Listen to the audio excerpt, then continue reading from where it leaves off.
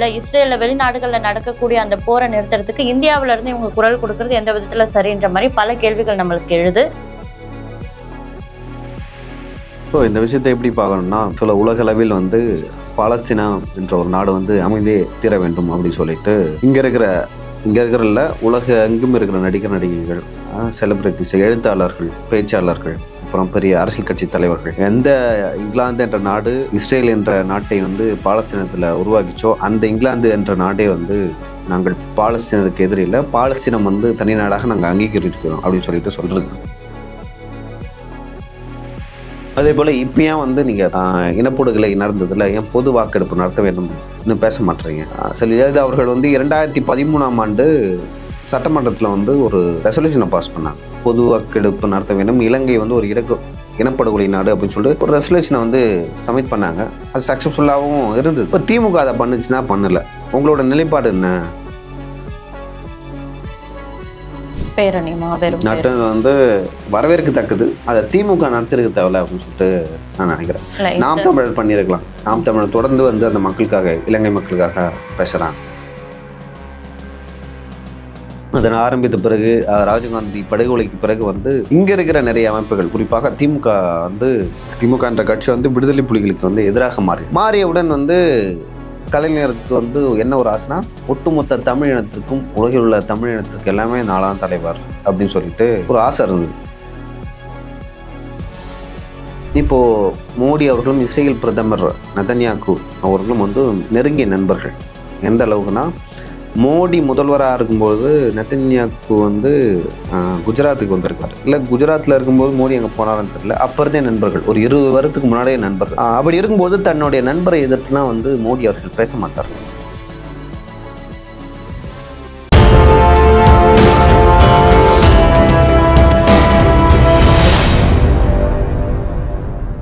யூதமிழ் நேயர்களுக்கு வணக்கம். இன்னைக்கு நம்ம கூட ஊடகவியலாளர் திரு லியோ ஸ்டாலின் சார் அவர்கள் தான் இணைஞ்சிருக்காங்க. வணக்கம் சார். வணக்கம்.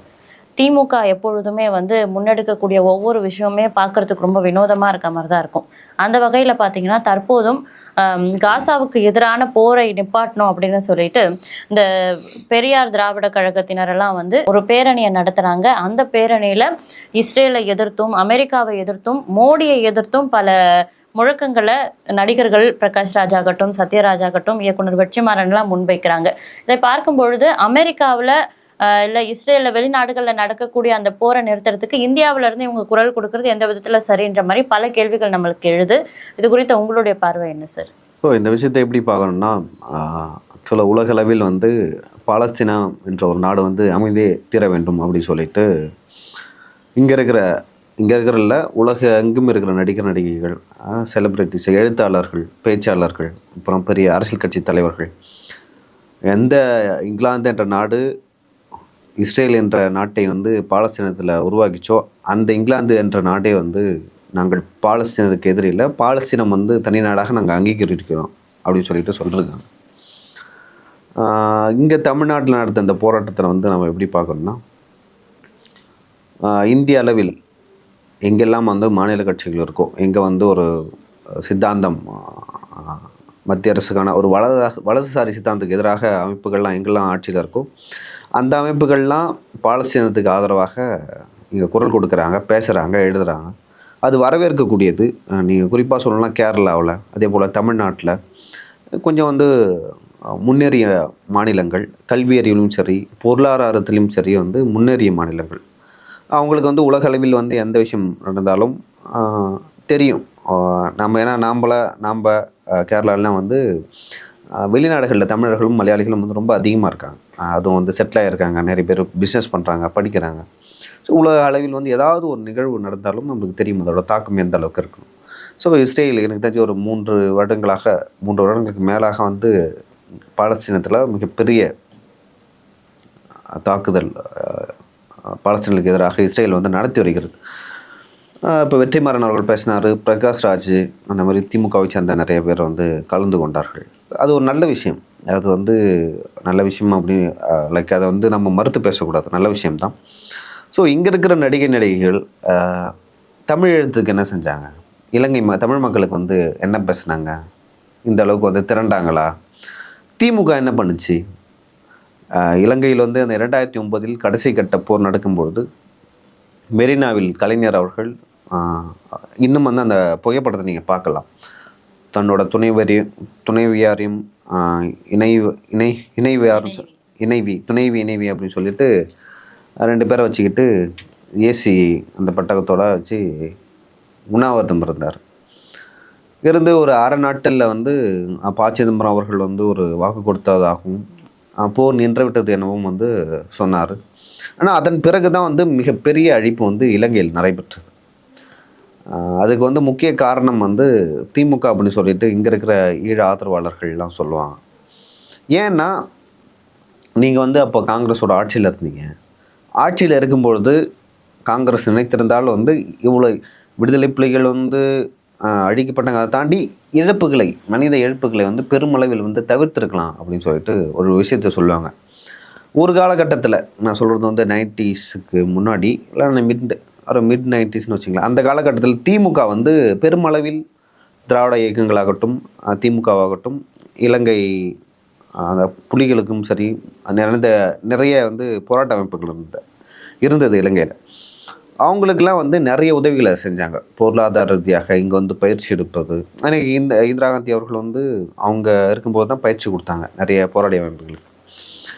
அதற்கு வந்து நிறைய விஷயங்கள் இருக்குது. உலக அரசியலும் ஒரு காரணம். அது என்ன காரணம்? இலங்கை வந்து ஒரு சின்ன நாடு. அந்த சின்ன நாட்டில் வந்து எந்த நாடு வேணால் அந்த நாட்டை வந்து கேப்சர் பண்ணலாம். ஒன்று வந்து இலங்கை வந்து நம்ம கண்ட்ரோலில் இருக்கணும் அப்படின்னு சொல்லிட்டு இந்திரா காந்தி நினச்சாங்க. அப்படி நினைக்கும் போது அங்கே வந்து ஒரு பதட்டமான சூழ்நிலை, ஒரு போர் சூழலை உண்டாக்கணும். ஸோ நம்மளுக்கு ஆதரவான ஒரு போராட்ட குழு அங்கே இருக்குன்னு சொல்லி தான் விடுதலை புலிகள் அந்த அமைப்பை வந்து அவங்க ஆதரிச்சாங்க. இன்னும் பல அமைப்புகளை வந்து ஆதரிச்சாங்க. ஸோ ஒரு போராட்ட குழு அங்கே இருக்குன்னு சொல்லிட்டு ஆரம்பித்தாங்க. அதனை ஆரம்பித்த பிறகு ராஜீவ்காந்தி படுகொலைக்கு பிறகு வந்து இங்கே இருக்கிற நிறைய அமைப்புகள், குறிப்பாக திமுக என்ற கட்சி வந்து விடுதலை புலிகளுக்கு வந்து எதிராக மாறியவுடன் வந்து கலைஞருக்கு வந்து என்ன ஒரு ஆசைனா, ஒட்டுமொத்த தமிழ் இனத்திற்கும் உலகில் உள்ள தமிழ் இனத்திற்கு எல்லாமே நாளாம் தலைவர் அப்படின்னு சொல்லிட்டு ஒரு ஆசை இருந்தது. அந்த இடத்துக்கு ஒரு வேளை தமிழ்நாடு கிடைச்சா பிரபாகரன் அவர்கள் இருப்பார். ஏன்னா அவரோட புகழ் வந்து உச்சியில் இருந்தது. விடுதலை புலிகளின் தலைவரோட புகழ் உச்சியில் இருக்கும்போது நம்ம வந்து அந்த இடத்துக்கு விடக்கூடாது. அதை தாண்டி இந்தியா என்ற ஒரு நாடு என்ன பார்க்கணும்னா, தனக்கு எதிராக ஒரு நாடு தன் காலடி, அதாவது இலங்கையில் வந்து உருவாவதை வந்து விரும்பலை. ஏன்னா விடுதலை புலிகள் வந்து இந்தியாவுக்கு எதிரான ஒரு நிலைப்பாட்டை கொண்டு வந்தாங்கன்னு இந்தியா நினைத்தது. விடுதலை புலிகள் அப்படி நினச்சாங்களா இல்லைன்னு சொல்லிட்டு தெரியல, இந்தியா நினைத்தது. அப்போது இந்தியாவுக்கு என்னென்னா, நம்ம வந்து விடுதலை புலிகளை அழிக்கணும், அங்கே ஒரு நாடு உருவாகக்கூடாது அப்படின்னு நினைத்தார்கள். நினைக்கும் போது தான் அந்த 2009 அந்த போர் வந்தது. அவங்க ஆளும் கட்சியாக இருந்தாங்க. இதுக்கே காங்கிரஸ் கூட்டணியில் திமுக இருந்தது. இருக்கும்பொழுது நீங்கள் வந்து விடுதலை புலிகள் நீங்கள் அழிப்பு உங்களுக்கு வந்து ஒரு நாடு உருவாகக்கூடாது அப்படின்னு நினச்சிருந்தா அந்த விஷயத்தை வந்து எவ்வளோ சாஃப்ட்வேராக இந்திய அரசு வந்து பண்ணியிருக்கலாம். பட் அவர்கள் வந்து இனிமேல் வந்து யாரும் தனிநாடு குறித்து பேசவே கூடாதுன்னு சொல்லிட்டு மிகப்பெரிய அளவில் ஒரு இன அழிப்பு தமிழ் ஈழத்தில் நடந்தது. அப்போ வந்து கலைஞர் அவர்களும் வேடிக்கை பார்த்து கொண்டிருந்தார். அதை வந்து சரி கட்டுறதுக்கு தான் அவர் வந்து இந்த செம்மொழி மாநாடுலாம் கோயம்புத்தூரில் நடந்ததுக்கான காரணம் வந்து அதான். அது வந்து அதோட அரசியல் பின்னணி தெரிந்து கொண்டு நிறைய பேர் வந்து அதில் பங்கேற்கவில்லை. ஸோ அதை வந்து எந்த அளவுக்கு வந்து மூடி மறைக்க முடியுமோ, அதே போல் அதை போய் சொல்ல முடியுமோ அந்த அளவுக்கு வந்து திமுக தரப்பில் பண்ணாங்க. குறிப்பாக வந்து டெசோ மாநாடு நடத்தினாங்க. ஸ்டாலின் அப்போ கோட் சூட்லாம் மாட்டிக்கிட்டு வந்து நிறைய நாடுகளுக்கு வந்து பயணம் செய்து இலங்கை மீது வந்து பொது வாக்கெடுப்பு நடத்தணும்னு சொல்லிட்டு நிறைய அறிக்கைகள்லாம் வந்து கொடுத்துருப்பார். நீங்கள் பார்த்துருக்கலாம் அதெல்லாம். ஸோ இப்போவும் வந்து தமிழ்நாட்டில் ஒரு கட்சி இல்லை ஒரு அரசியல் கட்சி தமிழீழத்தை பற்றியும் இல்லை விடுதலை புலிகள் பற்றியும் பேசாமல் இருக்காங்கன்னா அது வந்து திமுகவை தான் இருப்பாங்க. ஏன்னா அப்படி பேசினா வந்து அதுக்கு வந்து அவங்க பெரிய பேக் ஃபேர் ஆகும், பெரிய செட்பேக் ஆகும் திமுகவும். அதனால் ஏன் அவங்களுக்கு செட்பேக் ஆகணும்? ஏன்னா அந்த இடத்துல வந்து அவர்கள் வந்து தவறு செய்தார்கள். அப்படிப்பட்ட ஒரு திமுக என்ற கட்சி நீங்கள் வந்து பொதுவான ஆக்டிவிட்டிஸ்ட் நடிகர்களை விட்டுருங்க, ஒரு அரசியல் கட்சியாக இப்போ வந்து நீங்கள் ஏன் வந்து இலங்கையில் இருக்கிற இஷ்யூவை பற்றி பேச மாட்டீங்க அப்படின்னு ஒரு கேள்வி எழுது. அதே போல் இப்போ ஏன் வந்து நீங்கள் இனப்படுகொலை நடந்ததில் ஏன் பொது வாக்கெடுப்பு நடத்த வேண்டும் இன்னும் பேச மாட்டீங்க? ஜெயலலிதா அவர்கள் வந்து 2013 சட்டமன்றத்தில் வந்து ஒரு ரெசல்யூஷனை பாஸ் பண்ணாங்க. பொது வாக்கெடுப்பு நடத்த வேண்டும், இலங்கை வந்து ஒரு இனப்படுகொலை நாடு அப்படின்னு சொல்லிட்டு ஒரு ரெசல்யூஷனை வந்து சப்மிட் பண்ணாங்க. அது சக்ஸஸ்ஃபுல்லாகவும் இருந்தது. இப்போ திமுக அதை பண்ணுச்சுன்னா பண்ணலை.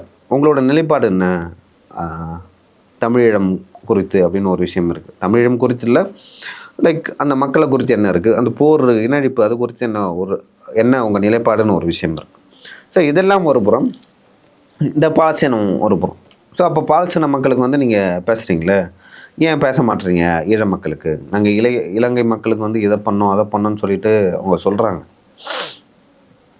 திமுக நாங்கள் அரிசி கொடுக்குறோம், அதே போல் வந்து கட்டணம் கட்டி கொடுக்குறோம். பட் இலங்கையில் அவங்களுக்கு வந்து தமிழ்நாடு இங்கே வந்து குடியுரிமையெல்லாம் இல்லை. இப்போ தான் வந்து சட்டப்படி வந்து அனுமதி கொடுத்துருக்காங்க இந்திய அரசிடம் இருந்து. அதுக்கு முன்னாடிலாம் அப்படி இல்லை. ஸோ அவங்களுக்கு வந்து பூர்வீகம் வந்து இலங்கை தான். அவங்க நினச்சா எப்போ வேணால் போய்க்கலாம். ஜெயலலிதா இருக்கிறப்ப வந்து அதான் சொன்னாங்க. அப்படி ஒரு இஷ்யூ வந்து வந்தப்போ சரி அவங்களோட நாடு வந்து அவங்கள தாய்நாடு மாதிரி இந்தியா, அவங்க எப்போ நினச்சாலும் போகலாம், எப்போ நினச்சா இருக்கலாம் அப்படின்னு சொல்லிட்டு ஜெயலலிதா அவர்கள் வந்து ஒரு ஸ்டாண்ட் எடுத்தாங்க. ஆனால் திமுக எடுத்த ஸ்டாண்ட் வந்து எப்படி சொல்கிறது, ஒரு முன்னுக்கு முரணானது. ஒவ்வொரு காலகட்டத்திலையும் வந்து ஒவ்வொரு ஸ்டாண்ட் எடுப்பாங்க. எது வந்து அவர்களுக்கு சாதகமோ அந்த மாதிரியான ஒரு ஸ்டாண்ட் எடுப்பாங்க.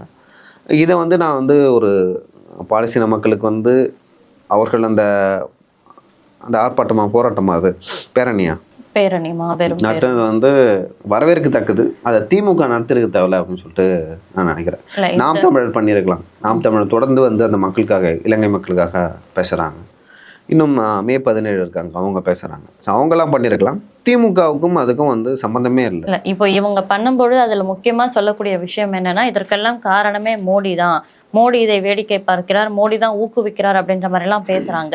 ஆனால் பாலஸ்தீனத்திற்கு அதிகமான உதவிகளை செய்த நாடுகளின் பட்டியலில் இந்தியாவும் இருக்குது. $160 மில்லியன் வரைக்கும் வந்து பாலஸ்தீனத்திற்கு இது வரைக்கும் நம்ம நிதியாலாம் கொடுத்துருக்கிறதா சொல்லப்படுது.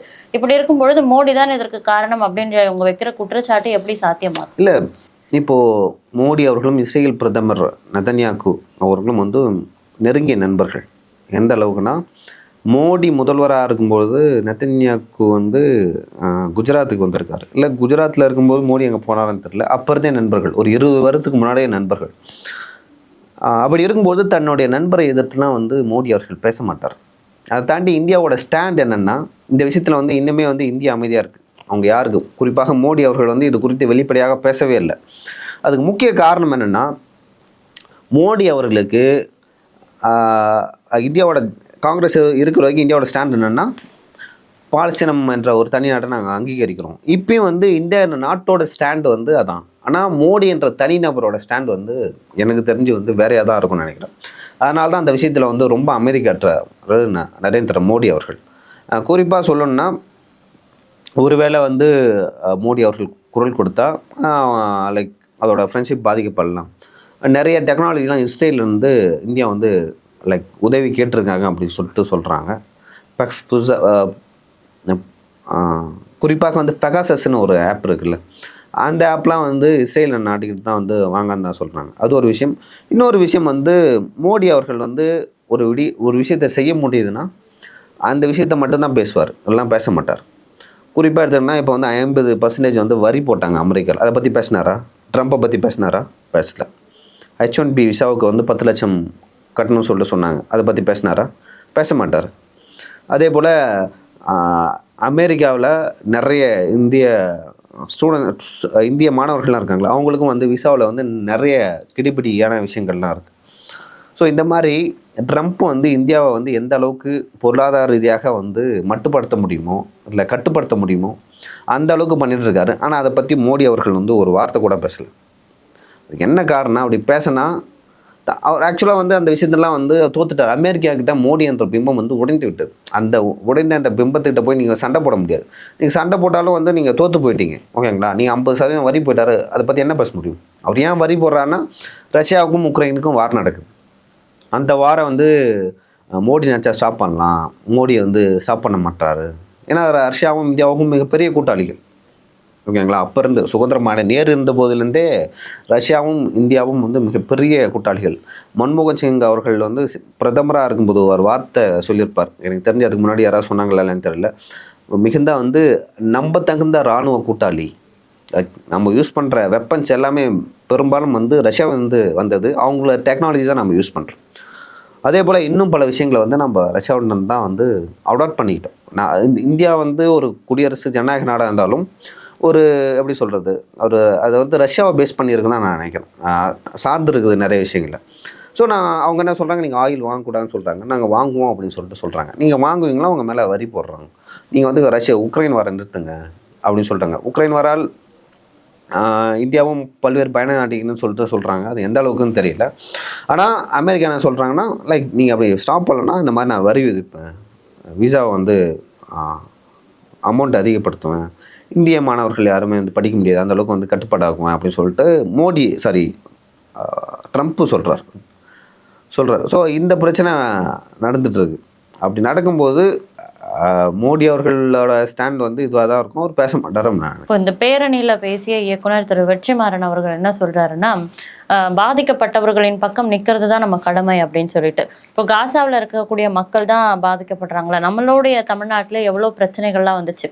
சமீப காலத்துக்கு முன்னாடி இந்த தூய்மை பணியாளர்கள் வந்து எப்படி அடக்குமுறையால் காவல்துறையினரால் கைது செய்யப்பட்டாங்க, எத்தனை 13 நாட்களாக வெயில் மழைன்னு பாராமல் அந்த கஷ்டப்பட்டாங்க, போராட்டம் பண்ணாங்க, எவ்வளவு விஷயங்கள் நம்ம பார்த்திருக்கோம். அப்பெல்லாம் பாதிக்கப்பட்டவங்க பக்கம் நீங்க நிக்காம எங்க போனீங்க, அது உங்க கடமை இல்லையா அப்படின்ற ஒரு கேள்வி வரும்ல சார். இல்லை, அது வந்து வெற்றிமாறன் அவர்களை பற்றி மட்டும் நான் சொல்ல முடியாது. தமிழ் சினிமா இண்டஸ்ட்ரியில் இருக்க எல்லாமே வந்து அதை தான் பண்ணுறாங்க. அதிமுக எதிர்கட்சியாக இருக்கும்பொழுது ஒரு ஸ்டாண்ட் எடுக்கிறாங்க. அதே போல் திமுக ஆளும் கட்சியாக இருக்கும்போது வந்து ஒரு ஸ்டாண்ட் எடுக்கிறாங்க. சாரி, இது கட் பண்ணிங்க. இங்கே இருக்கிற தமிழ் சினிமா இண்டஸ்ட்ரியில் இருக்கிற நிறைய பேர் வந்து என்ன பண்ணுறாங்கன்னா, டபுள் ஸ்டாண்ட் எடுக்கிறாங்க. அதிமுக ஆளும் கட்சியாக இருக்கும்போது ஒரு ஸ்டாண்ட் எடுக்கிறாங்க, திமுக ஆளும் கட்சியாக இருக்கும்போது ஒரு ஸ்டாண்ட் எடுக்கிறாங்க. இந்த ஸ்டெர்லைட், அதே போல் சாத்தான்குளம் படுகொலை, இதெல்லாம் நடக்கிறப்ப பார்த்தீங்கன்னா இங்கே இருக்கிற நடிகைகள் அதே போல் பிரபலங்கள்லாம் வந்து தொடர்ந்து குரல் கொடுத்தாங்க அதிமுக அரசுக்கு எதிராக. ஆனால் தற்போது பாருங்கள், திமுக ஆட்சி காலத்தில் வந்து அஜித் படுகொலை, கெவின் படுகொலை, அதே போல் கள்ளச்சாராயம் மாறணும், அண்ணா யூனிவர்சிட்டியில் வந்து ஒரு சம்பவம் வந்துச்சு, அது இப்போ அந்த போராட்டம், இது குறித்து ஏதாவது ஒரே ஒரு நடிகர் அல்லது நடிகை வந்து வாய் தட்டினாங்களா, ஏதாவது பேசினாங்களா? பேச மாட்டாங்க. நீங்கள் வந்து வெற்றிமாறன் அவர்களுக்கு மட்டும் பொருத்தி பார்க்கக்கூடாது, ஒட்டுமொத்த தமிழ் சினிமாவுக்குமே பொருத்தி பார்க்கணும். ஸோ அப்படி இருக்கையில் நம்ம வந்து எப்படி எடுத்துக்கிறது? வெற்றிமாறன் அவர்கள் அப்படி சொல்றாரு, அதை எப்படி எடுத்துக்கிறது? இல்ல, எதற்குமே வராம இருந்தா பரவாயில்ல, எதற்கும் வராம இதற்கு மட்டும் முன்னின்று பாதிக்கப்பட்டவர்களின் பக்கம் நிற்பது என்னோட கடமை அப்படின்னு சொல்றது எப்படி ஏத்துக்க முடியும்? இல்லை, அதான் நான் அவருக்கு மட்டும் பொருத்தி பார்க்கக்கூடாது, ஒட்டுமொத்த இண்டஸ்ட்ரிக்குமே. சூர்யா வந்து பேசினார், சமுத்திரகனி பேசுவார், சித்தார்த்லாம் பேசுவார், ஜிவி பிரகாஷ் பேசுவார், பிரகாஷ் ராஜ் பேசுவார். இப்போ யாருமே பேசுறது இல்லை. ஏன் பேசுறதுன்னா, அவங்களுக்கு வந்து தமிழக மக்கள் முக்கியம் இல்லை, திமுக என்ற கட்சி தான் முக்கியம். அதனால தான் திமுக என்ன சொல்றதோ அதை கேட்டுன்னு இருக்காங்க நிறைய நடிகைகள். இவ்வளவு நேரம் எங்க கூட நேரம் ஒதுக்கி உங்களுடைய பல கருத்துக்களை தெரிவித்ததுக்கு ரொம்ப நன்றி சார். நன்றி.